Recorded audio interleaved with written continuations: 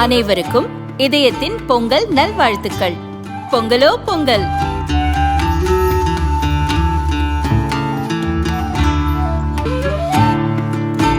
அனைவருக்கும் இதயம் மந்த்ராவின் பொங்கல் தின நல்வாழ்த்துக்கள்.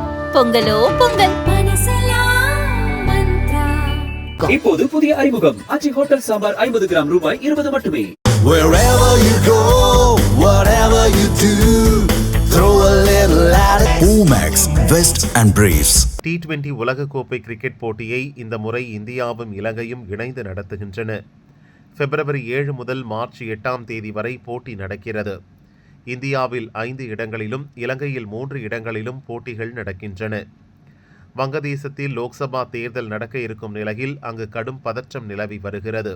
அப்பாவி இந்துக்களை குறிவைத்து கலவரக்காரர்களும் பாகிஸ்தான் ஆதரவு பயங்கரவாதிகளும் தொடர்ச்சியாக கொலை செய்து வருகின்றனர். இந்துக்களுக்கு எதிராக நடக்கும் வன்முறையால் இந்தியா வங்கதேசம் இடையிலான உறவில் பெரிய விரிசல் விழுந்துள்ளது. இரு நாடுகளின் எல்லையிலும் பதற்றம் நிலவி வருகிறது. இதை காரணம் காட்டி இந்தியாவில் விளையாடினால் தங்கள் வீரர்களுக்கு பாதுகாப்பு இருக்காது என்று வங்கதேச கிரிக்கெட் வாரியம் அடாவடி செய்கிறது. வங்கதேச கிரிக்கெட் வாரியத்தை அந்த நாட்டின் அரசாங்கம் மிரட்டுவதுதான் இதற்கெல்லாம் காரணம். அரசின் மிரட்டலை தொடர்ந்து வங்கதேச வீரர்களும் இந்தியா வர மறுத்துவிட்டனர். இந்த நிலையில் ஜனவரி 21 தான் கடைசி நாள். அதற்குள் நல்ல முடிவை அறிவிக்க வேண்டும். இல்லையென்றால் உலகக்கோப்பையில் வங்கதேசம் பங்கேற்க முடியாத சூழல் நேரும் என்று ஐசிசி எச்சரித்தது. இந்தியாவின் குரலாக ஒலிக்கும் ஐசிசிக்கு நாங்கள் அடிபணிய மாட்டோம், இந்தியாவில் விளையாட முடியாது, தங்கள் போட்டிகளை இலங்கைக்கு மாற்ற வேண்டும் என்று மீண்டும் வங்கதேசம் அடாவடி காட்டியது.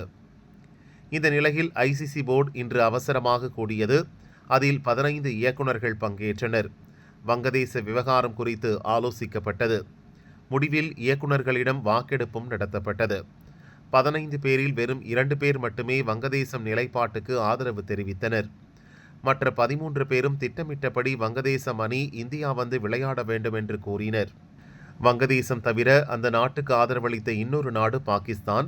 வங்கதேசம் விருப்பப்படி அந்த அணி விளையாடும் போட்டிகளை இலங்கைக்கு மாற்ற வேண்டும் என்று பாகிஸ்தான் கோரியது.